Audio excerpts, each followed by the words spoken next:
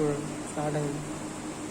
ఏదైనా మిడిల్లో ఉండాలి, ఎవరైనా పర్సన్ మిడిల్ చూసుకోవాలి. ఏర్పాటు చేయబడిన పాఠంగా పరిశుద్ధ గ్రంథంలో నుండి యోహాను సువార్త 1వ అధ్యాయము 1 నుండి 18 వరకు చదవలసిన దేవుని వాక్యము వినండి. యోహాను సువార్త 1వ అధ్యాయము 1 నుండి ప్రారంభం. ఆది యందు వాక్యం ఉండెను, వాక్యము దేవుని యొద్ద ఉండెను, వాక్యము దేవుడై ఉండెను, ఆయన ఆది యందు దేవుని యొద్ద ఉండెను. సమస్తమును ఆయన మూలముగా కలిగెను, కలిగినదేదియు ఆయన లేకుండా కలగలేదు. ఆయనలో జీవం ఉండెను, ఆ జీవము మనుష్యులకు వెలుగై ఉండెను. ఆ వెలుగు చీకటిలో ప్రకాశిస్తున్నది గాని చీకటి దాన్ని గ్రహింపకుండెను. దేవుని యొద్ద నుండి పంపబడిన ఒక మనుష్యుడు ఉండెను, అతని పేరు యోహాను. అతని మూలముగా అందరూ విశ్వసించినట్లు అతడు ఆ వెలుగును గూర్చి సాక్షించుటకు సాక్షిగా ఉండెను. అతడు ఆ వెలుగై ఉండలేదు గాని ఆ వెలుగును గూర్చి సాక్షించుటకు అతడు వచ్చెను. నిజమైన వెలుగు ఉండెను, అది లోకములోనికి వచ్చెను, వచ్చుచు ప్రతి మనిషిని వెలిగించుచున్నది. ఆయన లోకములో ఉండెను, లోకం ఆయన మూలముగా కలిగెను, కానీ లోకం ఆయనను తెలుసుకొనలేదు. ఆయన తన స్వకీయుల యొద్దకు వచ్చెను, ఆయన స్వకీయులు ఆయనను అంగీకరింపలేదు. తను ఎందరు అంగీకరించినో వారందరికీ, అనగా తన నామమందు విశ్వాసముంచిన వారికి దేవుని పిల్లలవుటకు ఆయన అధికారం అనుగ్రహించెను. వారు దేవుని వలన పుట్టిన వారే గాని రక్తము వలనైనను శరీరేచ్ఛ వలనైనను మనుషేచ్ఛ వలనైనను పుట్టిన వారు కాదు. ఆ వాక్యము శరీరధారి కృపాసత్య సంపూర్ణుడుగా మన మధ్య నివసించెను. తండ్రి వలన కలిగిన అద్వితీయ కుమారుని మహిమ వలె మనము ఆయన మహిమను కనుగొంటిమి. యోహాను ఆయన గూర్చి సాక్షించుచు, నా వెనుక వచ్చువాడు నాకంటే ప్రముఖుడు కనుక ఆయన నాకంటే మొదటి వాడు ఆయనని నేను చెప్పిన వాడు ఈయనే అనియు ఎలుగెత్తి చెప్పాను. ఆయన పరిపూర్ణతలో నుండి మనమందరము కృప వెంబడి కృపను పొందింది. ధర్మశాస్త్రము మోషే ద్వారా అనుగ్రహింపబడేది, కృపయు సత్యమును యేసుక్రీస్తు ద్వారా కలిగేది. ఎవడనో ఎప్పుడైనా దేవుని చూడలేదు, తండ్రిలో మనమున్న అద్వితీయ కుమారుడే ఆయనను బయలుపరచను. ఈ మటుకు 3వ పాఠము సరి అయినది.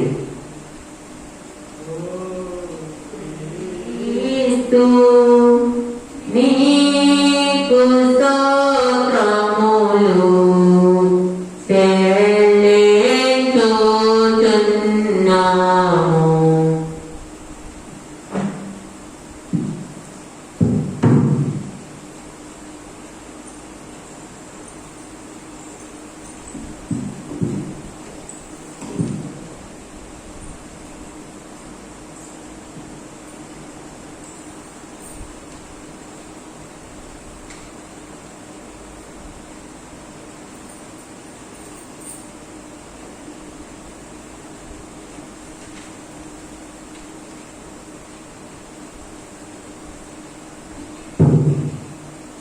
దేవునికి స్తోత్రం కలుగుగాక. ప్రార్థన చేసుకుందాం.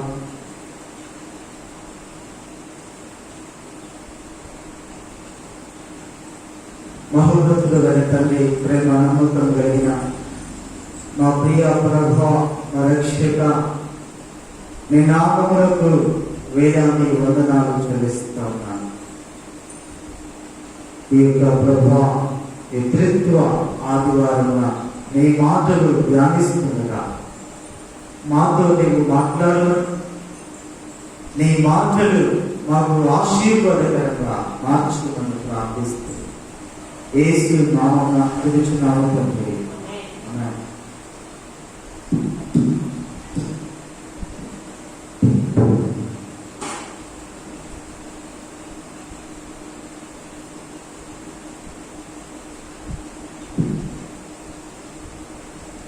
యేసుక్రీస్తు నందు అత్యంత ప్రియమైన దేవుని సంఘమునకు ఈ యొక్క ప్రత్యేకమైన శుభములను తెలియజేస్తా ఉన్నా. ఈ దినము దేవుని సన్నిధానంలో గడుపుట మనకు ఎంతో ఆశీర్వాదకరం. ముఖ్యంగా మరి ఈ భయంకరమైన దినాల్లో దేవుణ్ణి స్తుతించి ఆరాధించడానికి ప్రజలందరూ కూడుకోలేని పరిస్థితులలో మనము జీవిస్తా ఉన్నాం. మరి కరోనా ఈ యొక్క ఉగ్రత ఈ రోజున మనం చూస్తా ఉన్నాం. అనేక మంది కరోనా వలన ఈ లోకాన్ని విడిచిపెడతా ఉన్నారు. అనేక మంది, అనేకమైన కుటుంబాలు ఈ యొక్క కరోనా వల్ల మరి ఇబ్బందులు పడతా ఉన్నారు అని మనము జ్ఞాపకం చేసుకోవచ్చు. కనుక ఈ యొక్క దినాన మనం ఈ విధంగా కూడుకొని మనం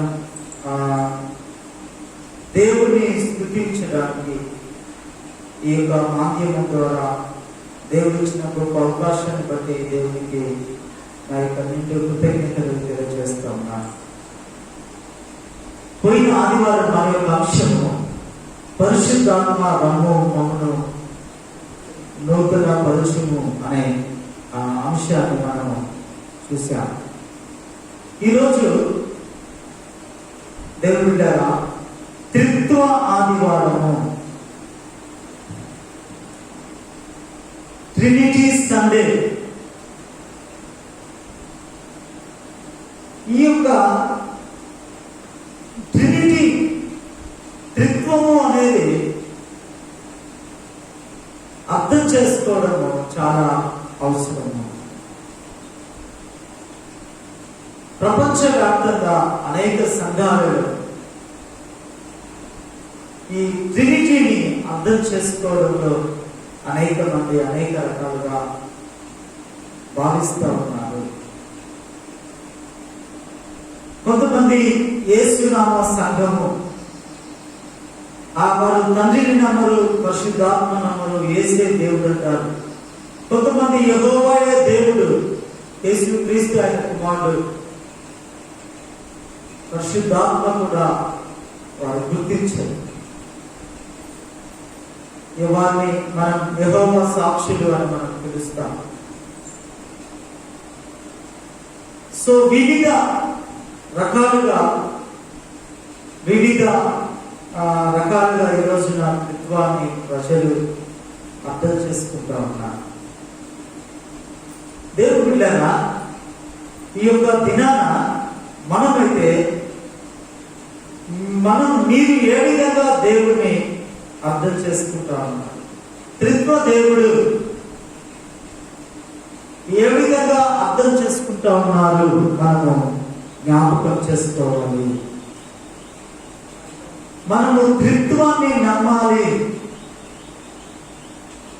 త్రిత్వంలో మనం ఏం చూస్తామంటే ముగ్గురిని ఒకటే అని చూస్తాము.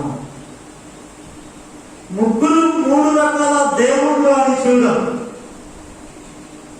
యెహోవా ఒక దేవుడు, యేసుక్రీస్తు ఒక దేవుడు, పరిశుద్ధాత్మ ఒక దేవుడు, ఆయనది ఒక పని, ఈయనది ఒక పని, ముగ్గురు వేరు వేరు అని మనం చూడం. సార్వత్రిక సంఘము త్రిత్వాన్ని నమ్మాలి, బిలీవ్ చేయాలంటే ముగ్గురు ఒకటే అనే ఆ సిద్ధాంతాన్ని మనము నమ్మాలి. మీకు ఒక సంఘటన జ్ఞాపకం చేస్తాను. యేసుక్రీస్తు ప్రభు దగ్గరికి యోహాను ఆయన శిష్యుల నుంచి పంపిస్తాడు. పంపించినప్పుడు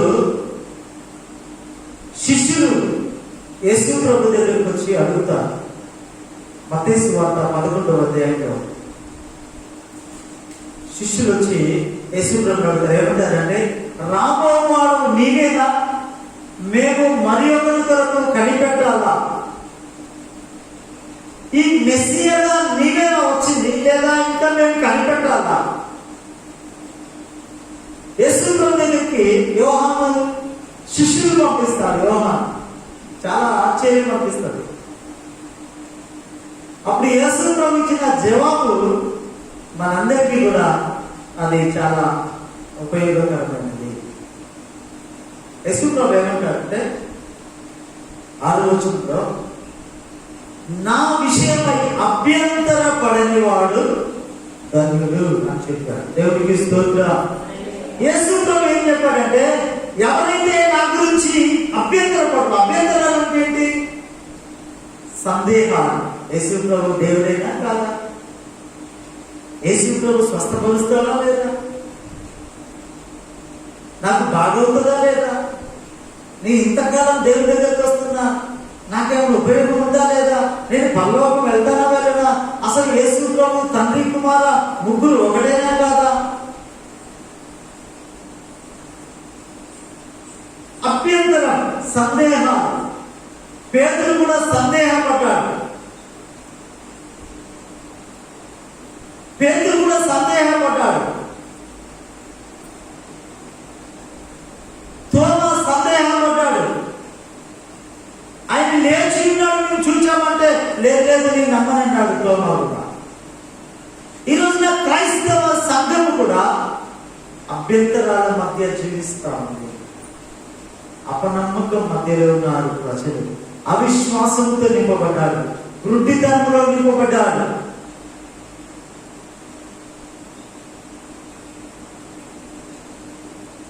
అపవాదట ఈ రోజున ఏం చేస్తున్నాడట?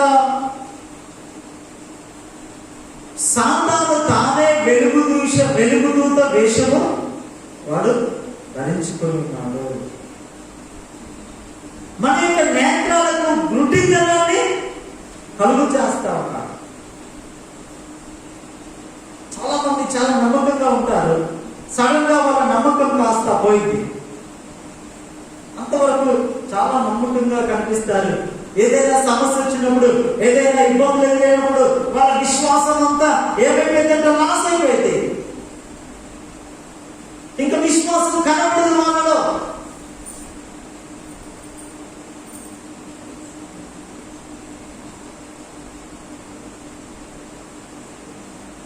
బైబిల్లో ఉంది, భూమి మీద విశ్వాసం ఆయన కనుగొనునా అంటే ఈరోజు అనేక మందిలో అభ్యంతరాలు.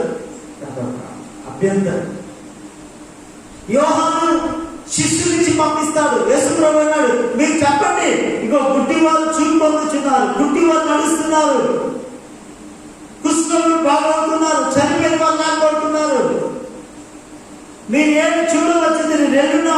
ఇదిగో నా విషయమై ఎవరికైతే అభ్యంతరం ఉండదో వాడు ధన్యుడు అని ప్రభువు చెప్పాడు. దేవుడికి స్తోత్రం. The same equation in Trinity also. త్రిత్వంలో కూడా సేమ్ మనకు అదే కనపడుతుంది.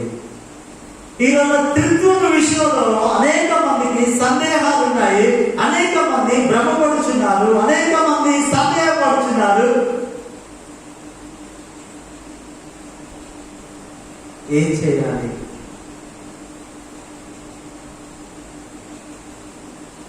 చాలా మందిలో సందేహాలు ఉన్నాయి త్రిత్వం విషయంలో.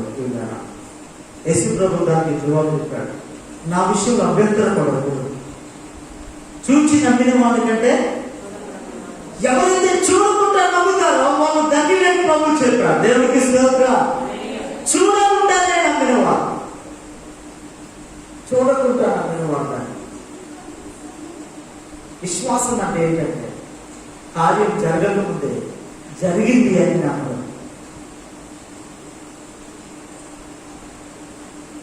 సో త్రిత్వము విషయంలో మనం చూసినట్లయితే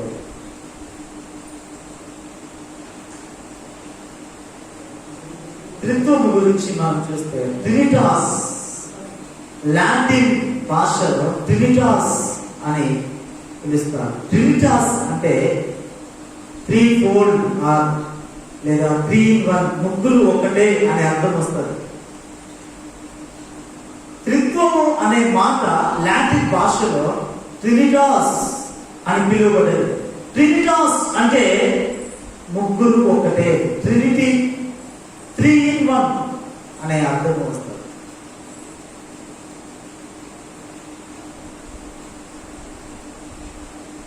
త్రిత్వం అనే పదం మనకు బైబిల్లో ఎక్కడ కనపడదు.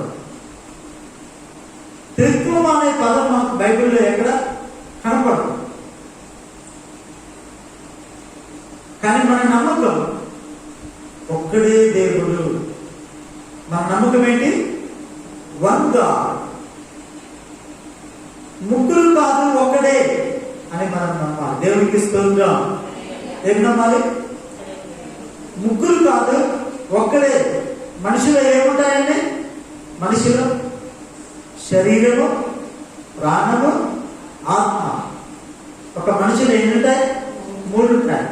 ఆత్మ ఉంటుంది, శరీరం ఉంటుంది, ప్రాణము ఉంటుంది. ముగ్గురు వేరే కాదు. ఆత్మ ఉంటేనేమో వాడు బ్రతికినట్టు, ప్రాణం ఉంటేనేమో వాడు బ్రతికినట్టు.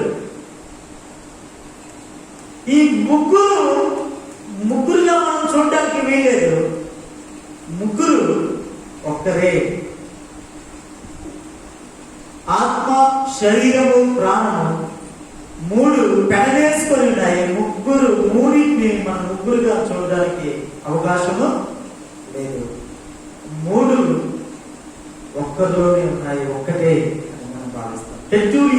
టెర్టులియన్ అనే ఒక బైబిల్ పండితుడు క్రీస్తు శకం 160లో ఈ త్రిత్వం సిద్ధాంతాన్ని ఆయన తీసుకొచ్చాడు.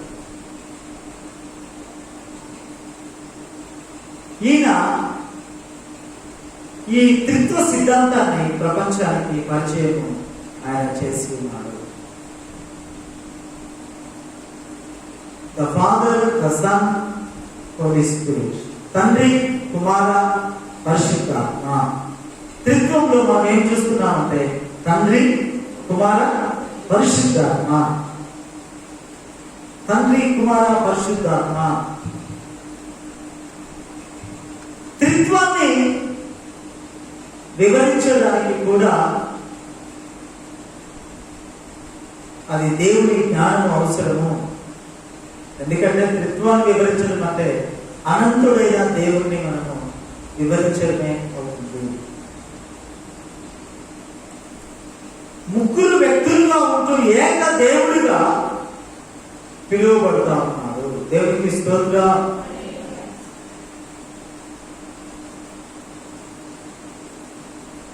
మనం బైబిల్ పరంగా ఈ త్రిత్వ సిద్ధాంతాన్ని మనం చూస్తే తండ్రి యొక్క రోలు ఆయన సృష్టికర్త, కుమారుని యొక్క రోలు ఆయన విమోచించాడు, పరిశుద్ధాత్మ యొక్క రోలు ఆయన ఆదరణకర్తగా మనం చూస్తాము.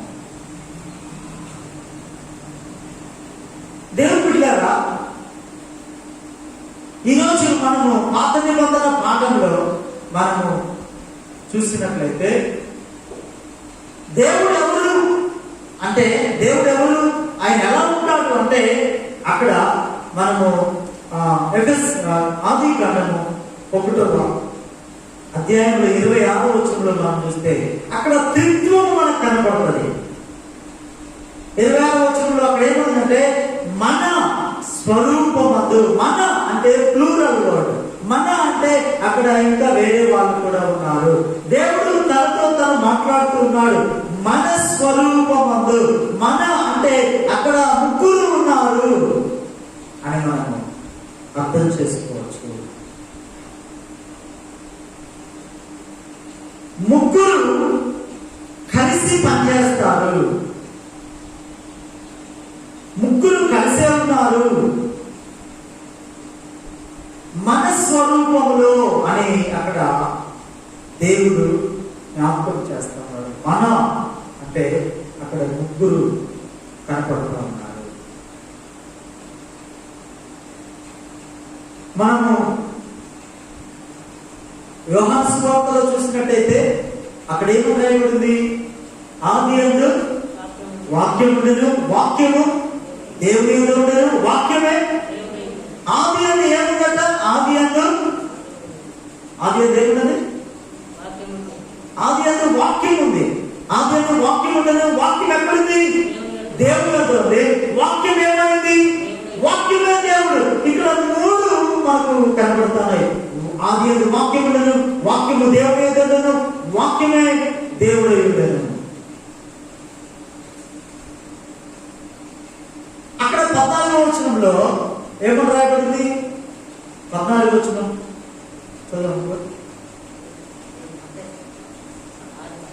యోహాను సువార్త 1వ అధ్యాయము మనం 14వ వచనం చూస్తే, ఆ వాక్యము ఇప్పుడు శరీరధారి అయి మన మధ్యలోకి వచ్చింది. ఇప్పుడు శరీరధారిగా ఎవరు వచ్చారంటే యేసు ప్రభువే వచ్చాడు. ఇప్పుడు ఆది యందు వాక్యం ఉండేది, వాక్యము దేవుని యందు ఉండేది. వాక్యమే శరీరధారిగా వచ్చింది. శరీరానికి రాకముందు ఎక్కడున్నాడు? దేవుని యందు ఉన్నాడు. ఆ వాక్యమే శరీరధారి అయి మన మధ్యలో నివసించాను. దేవునికి స్తోత్రం. హల్లెలూయా. సో ట్రినిటీ అనేది అక్కడ మనకు కనపడతా ఉంది. త్రిత్వము మనకు కనపడతా ఉన్నట్టుగా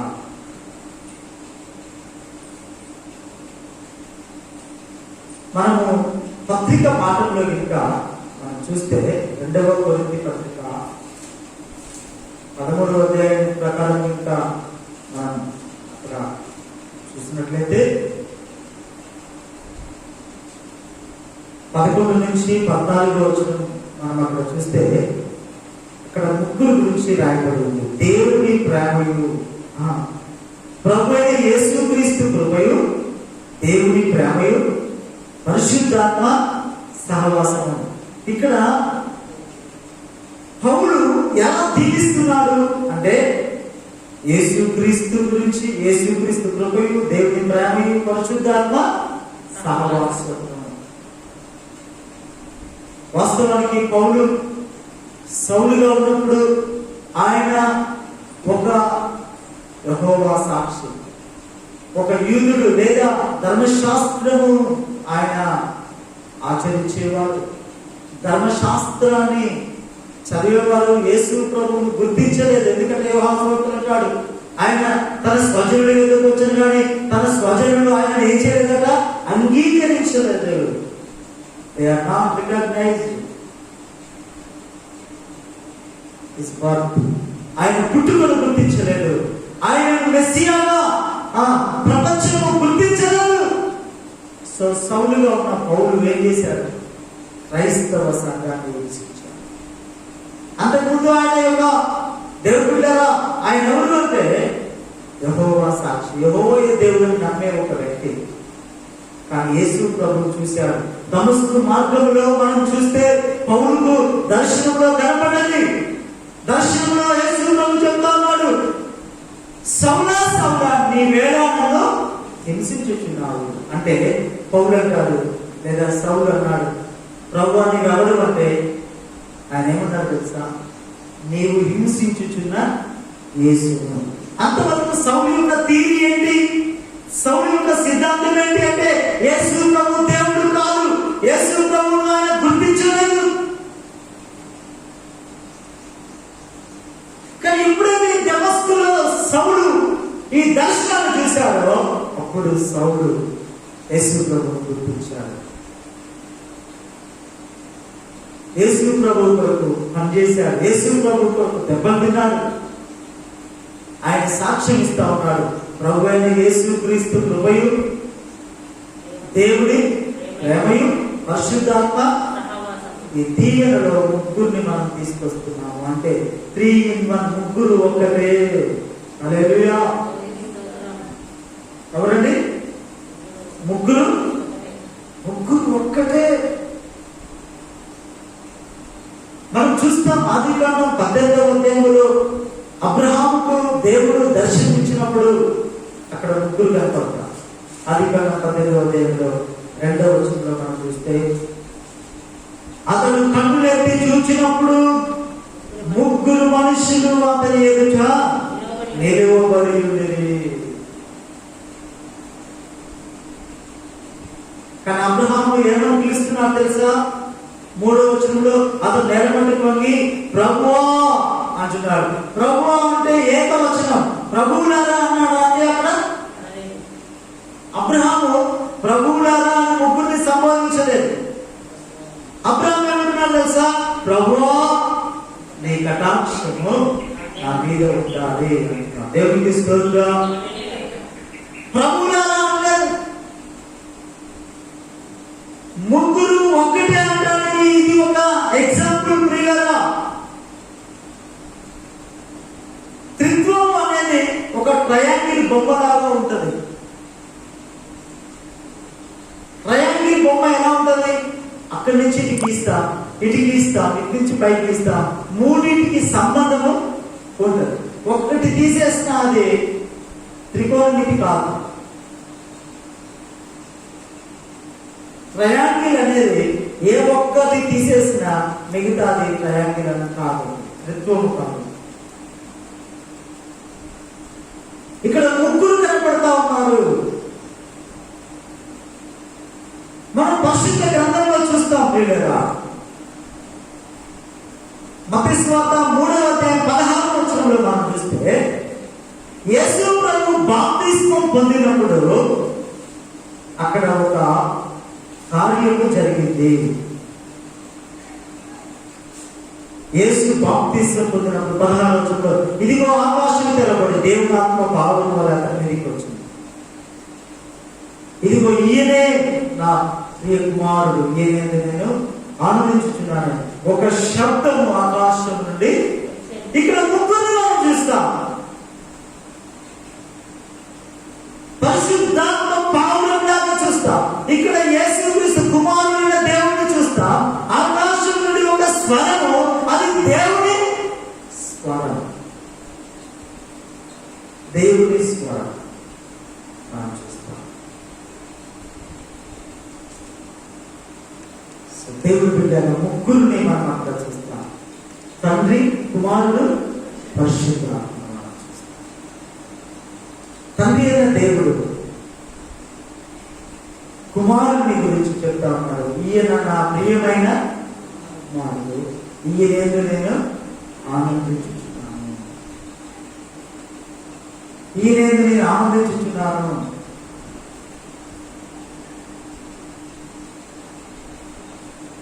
మనము పరిశుద్ధాత్మ యొక్క సాదృశ్యాలను మనం చూసినట్లయితే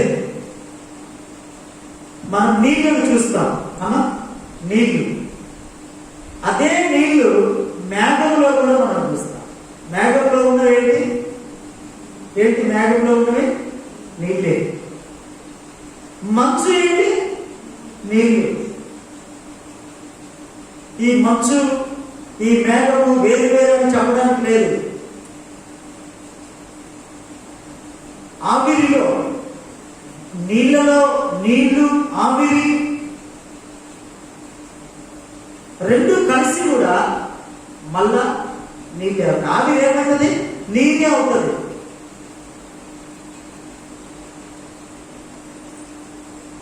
ఒకటి ఇంటూ ఒకటి ఇంటూ ఒకటి ఎంత అవుతుంది చెప్పండి? ఒకటి ఇంటూ ఒకటి ఇంటూ ఒకటి ఎంత అవుతుంది? ఈజ్ ఈక్వల్ ఒకటే అవుతుంది. 3 ఒకట్లు కూడా నీకు ఒకటే అవుతుంది. ఒకటి ఇంటూ ఒకటి ఇంటూ ఒకటి ఈజ్ ఈక్వల్ ఒకటే. అంటే వన్ గాడ్, ఒక్కడే దేవుడు అనడానికి అది ఒక మ్యాథమెటికల్ సిద్ధాంతము. ఒకటి ఇంటూ ఒకటి ఇంటూ ఒకటి ఈజ్ ఈక్వల్ 1. మనం యెషయా 44వ అధ్యాయంలో మనం చూస్తే 6వ వచనంలో మనం చూస్తే అక్కడ అంటాడు కదా, నేనే మొదటి వాడను కడపటి వాడను, నేను తప్ప మరి ఏ దేవుడును లేదు, ఆదిలో ఉన్న జనమును నియమించినది మొదలుకొని నేను తెలియజేయచ్చు వచ్చినట్టు తెలియజేయగల వాడు ఎక్కడైనా దేవుడు అంటున్నాడు, I am the first and I am the last. మనం ప్రకటన గ్రంథం 1వ అధ్యాయంలో కూడా చూస్తే అక్కడ యేసు ప్రభు గురించి అదే చెప్పబడుతుంది. 8వ వచనం 1:8 అల్ఫయు ఒమేగయు నేనే. నేనే అన్నకాడ ఇన్పుట్ లో 5 అని నెంబర్ వేసింది. అక్కడ ఏమవుతుంది? ఆదియు అంతమును. యెషయా గ్రంథంలో ఏమవుతుంది? నేనే మొదటి వాడను కడపటి వాడు. ఇక్కడ యేసు ప్రభు కూడా అదే చెప్తున్నాడు, అల్ఫయు ఒమేగయు నేనే. యేసు ప్రభు దేవుడైనాడు కనుక ఆయన చెప్తా ఉన్నాడు, నేను అల్ఫా ఒమేగా, వర్తమాన భూత భవిష్యత్ కాలంలో ఉన్నవాడు నేనే అనే సర్వాధికారి దేవుడు ప్రభువు. యోహాను ఇక్కడ ఆయన ప్రభువుగా చెప్తా ఉన్నాడు. ఆది కాండంలో అబ్రహాము కూడా దేవుని ఏమని సంబోధించాడు? ప్రభువా అని సంబోధించాడు. యోహాను కూడా ఇక్కడ యేసు ప్రభువుని సంబోధిస్తున్నాడు, ప్రభువా.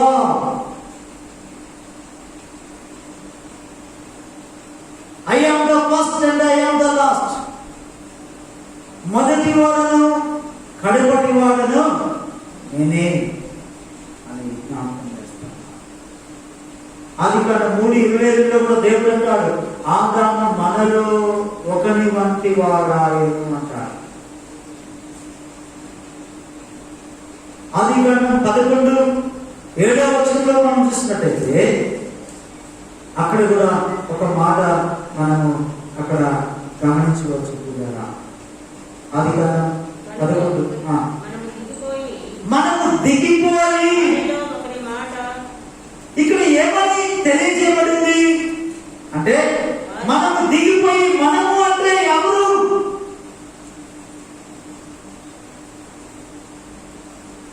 మనము దిగిపోయి వాళ్ళు ఒకరి మాట ఒకరికి తెలియజేయకుండా వారి భాషను ప్రారంభాలు చేయడం రండని అనుకోలేను.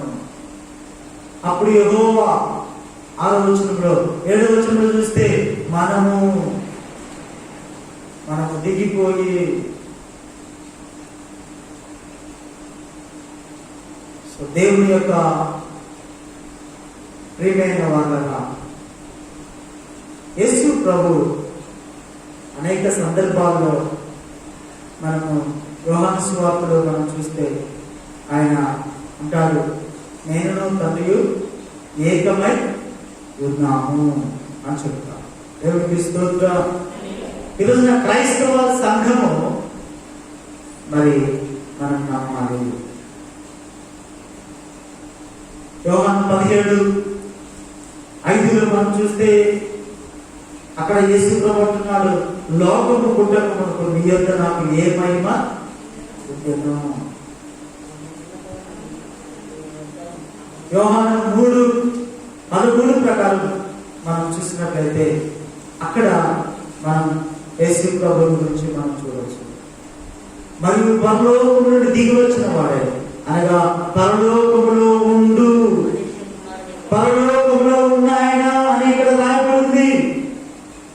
పరలోకం నుంచి ఎవరిచ్చారు? ఎవరైతే పరలోకములో ఉండేవారో పరలోకానికి ఎవరు వారసులు? ఆయనే. పరలోకంలో ఉన్న మనుష్య కుమారుడే తప్ప మరలా పరలోకానికి ఎక్కిపోయింది ఎవరు లేరు. దేవుడే దిగి వచ్చి ఆయన మరలా బయటికి వెళ్ళాడు పరలోకానికి. యేసు ప్రభు చెప్పాడు. ఫిలిప్ అడుగుతాడు, అయ్యా మాకు తండ్రిని కనపరచుము. యోహాను 14:8 వచనంలో ప్రభు తండ్రిని మాకు కనపరచుమంటే యేసు ప్రభు అంటున్నాడు, దేవుళ్ళారా 10వ వచనం, తండ్రి యందు నేను నా యందు తండ్రియు ఉన్నాము. దేవుడికి స్తోత్రం. నేను ఆయన ఒక్కడే అని ప్రభు చెప్తాను.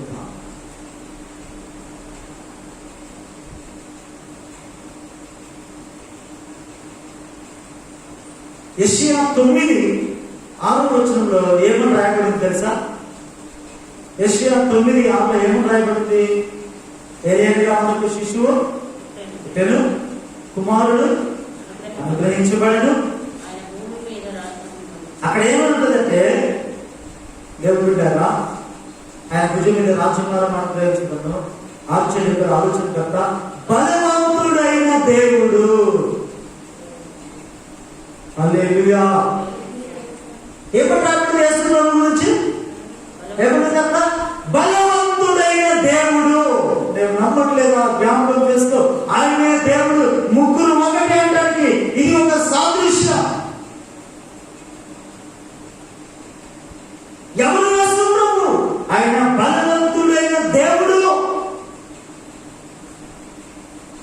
బలవంతుడైన దేవుడు. ఈ రోజున అనేకం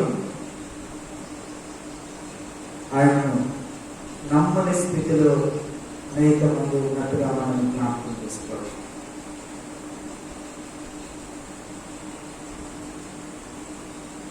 సో దేవుని ప్రియమైన వాళ్ళ ముగ్గురు ఒకటే, ముగ్గురు కలిసే ఉన్నారు అని మనము కొన్ని ఎగ్జాంపుల్స్ మీ ముందు నేను జ్ఞాపకం చేశాను.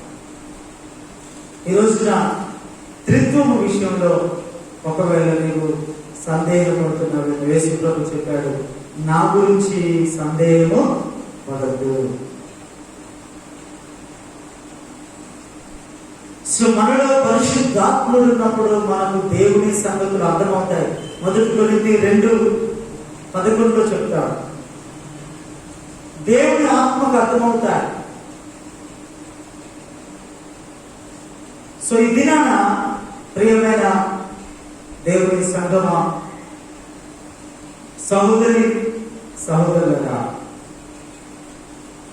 విశ్వాసం ద్వారా మనం దేవుని నమ్మి ఉండాలి. ఎందుకంటే దేవుని వాక్యము పరిశుద్ధాత్మ ద్వారా మనకు దేవుడు ఇచ్చారు. దేవునికి స్తోత్రం. సో నీళ్లు ఆవిరి మళ్ళా ఏమైతుంది? నీళ్ళే అవుతాయి. ఆవిరి నీళ్ళే అవుతాయి, మేఘము నీళ్ళే అవుతుంది. అలానే నీవు నేను కూడా త్రిత్వాన్ని మనం నమ్మాలి, త్రిత్వాన్ని విశ్వసించాలి. అప్పుడే మన యొక్క విశ్వాసం బలమవుతుంది. కనుక ట్రినిటీ విషయంలో సంఘము సందేహపడదు. నీవు నమ్మిన దేవుని మహిమను చూస్తా. నమ్మిన విశ్వాసం మీద ఆధారపడింది క్రిస్టియానిటీ. సంఘంలో విశ్వాసాన్ని దేవుడు చూడాలని దేవుడు ఆశపడతా ఉన్నాడు. కనుక ఈ దినమున మనం కూడా విశ్వాసాన్ని కలిగి ఉన్నాం. ఆదికాండం 1లో మనం మన స్వరూపము చొప్పున నిర్మించేది మన దేవుడు చెప్పింది. కనుక ఈ దినాన నిరీక్షణ కలిగి మనము దేవుని సన్నిధిలో జీవిద్దాం. 2వ కొరింథీయులో పౌలు చెప్తున్నాడు, కుమారుడు, తండ్రి, పరిశుద్ధాత్మ దీవెన. మనం చూస్తాం అదే మత్తయి సువార్త 28వ అధ్యాయంలో మనం చూస్తే యేసు ప్రభు ఎవరి నామమున బాప్తిస్మం ఇవ్వని చెప్పాడు? యేసు ప్రభు గారు తండ్రి యొక్కయు కుమారుని యొక్కయు పరిశుద్ధాత్మ నామమున మీరు బాప్తిస్మం ఇవ్వండి అని ప్రభు చెప్పాడు. యేసు ప్రభు అక్కడ ముగ్గురిని జ్ఞాపకం చేస్తున్నాడు. మీరు బాప్తిస్మం ఇచ్చినప్పుడు తండ్రి, కుమార, పరిశుద్ధాత్మ నామమున మీరు బాప్తిస్మం ఇవ్వండి యేసు ప్రభు ఇక్కడ చెప్తా ఉన్నట్టుగా మనం జ్ఞాపకం చేసుకోవచ్చు. కనుక మనము నమ్మినట్లయితే దేవుని కార్యమంలో జరుగుతాడు. మన యొక్క నమ్మకమే, మన యొక్క విశ్వాసమే దేవుడిలో మనం ఎదగడానికి సహాయపడుతుంది అని జ్ఞాపకం చేస్తున్నాం. కనుక ఈ దినాన ఫైనల్గా ఒక వచనాన్ని మీకు జ్ఞాపకం చేసి ఈ యొక్క వాక్య భాగాన్ని మనం ముగించుకుందాం. తీతుకు పరిశుద్ధ పౌలు తీతుకు రాసిన పత్రిక 3వ అధ్యాయము 6వ వచనంలో ఒక మాట రాయబడింది. మనం ఆయన కృప వలన నీతిమంతులమని తీర్చబడి నిత్య జీవమును గూర్చిన నిరీక్షణను బట్టి దానికి వారసులవుటకై ఆ పరిశుద్ధాత్మను మన రక్షకుడైన యేసుక్రీస్తు ద్వారా ఆయన మన మీద సమృద్ధిగా కుమ్మరించాడు. చూడండి, మనకు దేవుడు మనకిచ్చిన గొప్పతనము, మనం ఆయన వలన, ఆయన కృప వలన నీతిమంతులుగా తీర్చబడి మనం ఏం చేస్తున్నామట, మనం ఆ పరిశుద్ధాత్మ మన రక్షకుడైన యేసుక్రీస్తు ద్వారా ఆయన మన మీద సమృద్ధిగా కుమ్మరించుకున్నాం. పరిశుద్ధాత్మ మనకు సమృద్ధిగా ఆయన మన మీద కుమ్మరిస్తా ఉన్నాడు.